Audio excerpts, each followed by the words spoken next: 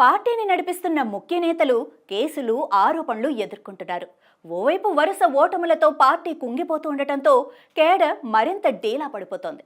మరోవైపు బ్రేకులు లేకుండా కొనసాగుతున్న వలసలు కార్యకర్తలను మరింత గందరగోళంలోకి నెడుతున్నాయి.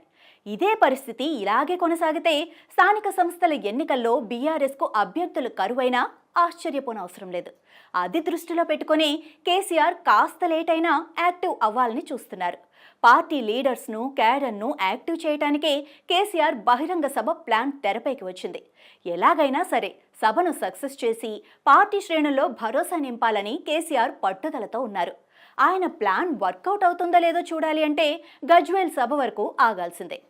సార్ వస్తున్నారు. ఇది ఇవాల్టి స్పెషల్ స్టోరీ.